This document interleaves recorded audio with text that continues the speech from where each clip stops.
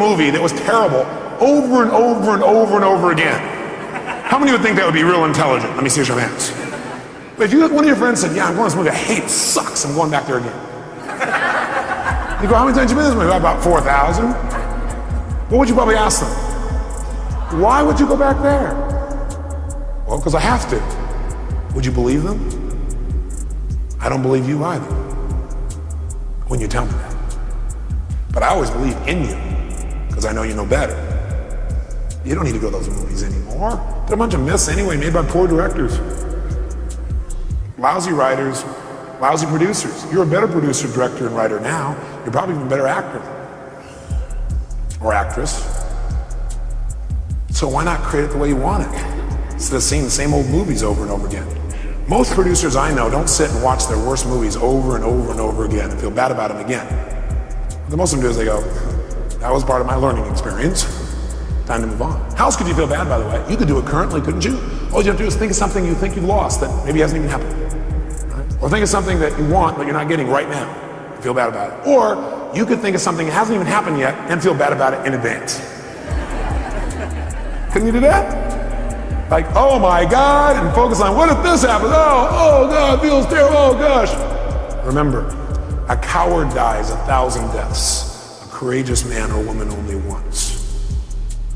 Because a coward runs it through the head 8 million times. It feels like they're dying 8 billion times. If you have any faith, any courage, then if it really ever does happen, you'll just deal with it. Once. You feel the pain only one time instead of stacked over and over and over and over again. If you want to feel good, could you do that? Sure. Would a producer go back to some of their best movies and see them again, do you think? Yes or no? Would they even share some of those movies with their friends? You know what some people do? Some people actually take the worst movies of the past and go share them with their friends, their worst movies. Tell them all about all the gory details of it. And the friend goes, yeah, that's really great. Yeah. But see, a real great producer director shows them their current films, shows them some examples of films that are about to come called previews. Previews are rather exciting usually. Or they show them the best films in their past and share those with them so that people get to enjoy more of their life. Maybe even learn something. Who knows? But you could remember something that once happened that was great, feel good about it. You could think of something right now that you could feel great about, or you could think of something that hasn't even happened yet and feel good about it in advance.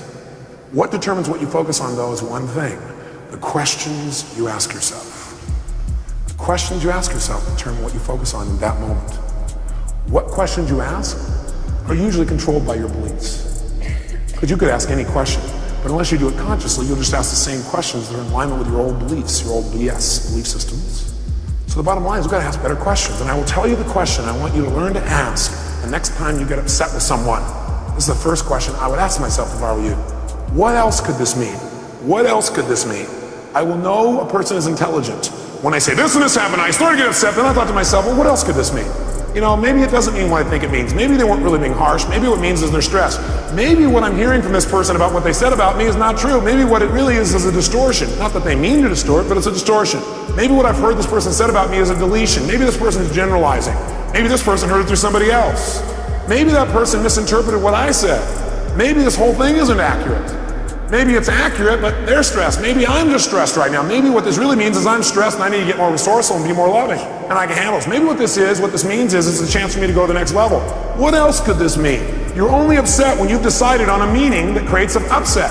So if you're feeling upset, what else could this mean? Because again, how many of you have ever thought something meant something and been upset about it later on found you were wrong? How many have done this? So wouldn't it be smart as a first step to always ask, what else could this mean? And search for other possibilities. See, with my friends, I always do this. If I care about somebody, I always do this. And what I've learned to do is even people I didn't so much care about or didn't even know. What else could this mean? See, that makes your whole life open up and expand. See, once you think you know what everything means, you're in deep trouble. Because when you're a kid, you know what happened? You used to have this big giant doorway. But then you became an adult. You noticed the door. And you started to say, I know how this door works. And you close it a little bit. You say, I know how the world is. And you closed it more. I know the world is. And pretty soon, now you know how the world is. You absolutely know how the world was. See, when you're a kid, you didn't know how the world was. It was just amazing how big the world was. It was amazing how much wonder there was in the world. How much you could learn, how much you could grow, how stimulated you were. You were stimulated by all kinds of things because you didn't know for sure what everything was. You're always curious about what things were. But as an adult, you now know what everything is. And if it doesn't fit in there, it's wrong. We want to open our door back open by saying, well, yeah, but what else could it mean? What else could it mean? What else could it mean? What else could it mean? What else could it mean? Feel a little freer. You The other question I tend to ask myself is, do I know everything there is to know about this? Do I know everything there is to know about this? Somebody says something to you, they're really upset with you, or somebody raises their voice. That means they hate me. Well, what else could it mean? Well, it could mean they're stressed, could mean they don't understand, could mean they don't even realize they're yelling. Could mean that they need some support. Could mean what I know it means, it's a cry for help. Could mean that I'm oversensitive right now. Could mean that I react to voice tonality instead of real feelings. Could mean nothing. Could just be something that came and went. Do I know everything there is to know about this? No, I don't know everything there is to know about this. I mean, there's all kinds of things that could be going on. I don't know. Opens your world again. We're going to teach you to do this in a format that makes sense. Now, the thing that happens, though, if we want to be able to really take control of our meaning is we got to pay attention to our emotions. So in your notes, write down emotions. And under emotions, in fact, you might want to write the word negative emotions. Negative emotions. Negative emotions.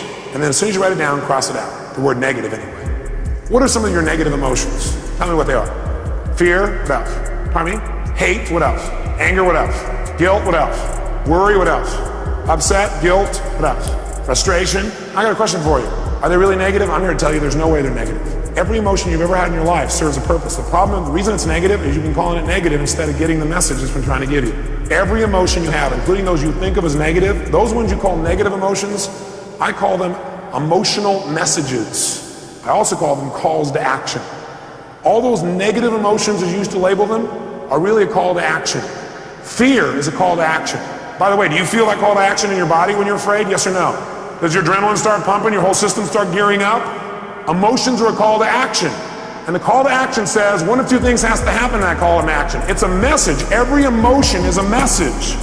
A call to action. And the action and the message it's trying to give you is that you need to change either number one, your perception of this, or number two, your current actions.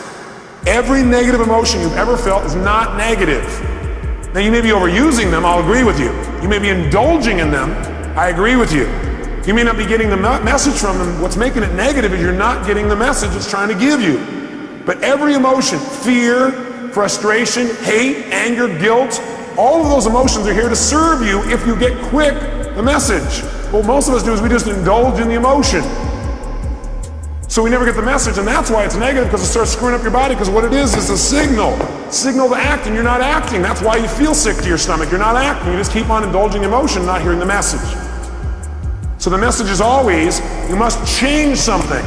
Negative emotions are saying you got to change something. Either change the way you're perceiving this, change the meaning you link to this, change your perception, change your focus, or change your actions. Change what you're doing because it isn't working. That's why you're having that emotion. Don't make your emotions wrong. Appreciate them. Be grateful for them, but immediately then ask yourself, hey, what's the message that my emotion's trying to give me here? What do I need to change? My perception or my actions? Does this make sense? Yes, no? So then, how do we make use of it? Well, first of all, notice this. How do most of us deal with our emotions? Well, most of us deal with our emotions by suppressing them.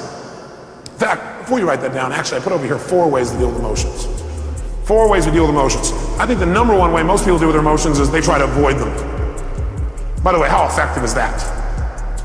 No. You might do it for a moment or two, but most people, they just try to avoid feeling. Isn't that true? People who don't like to feel negative feelings are so afraid of negative feelings, they try not to feel any feelings. Now, if you don't feel any feelings, you really are going to have some pain. Because that's what life is for. Part of the juice of life is expressing and feeling. But sometimes people have had so much pain, they say, I don't want to feel anything. It never works, because eventually it comes out anyway. And then you feel bad about never having felt bad. You feel bad about the fact you didn't feel good. You have a sense of loss because you didn't feel things. Second way people try and deal with their emotions is they endure them. They're going to grunt it out. I'm going to endure these. I'm going to make it through this. I'll hang on to this.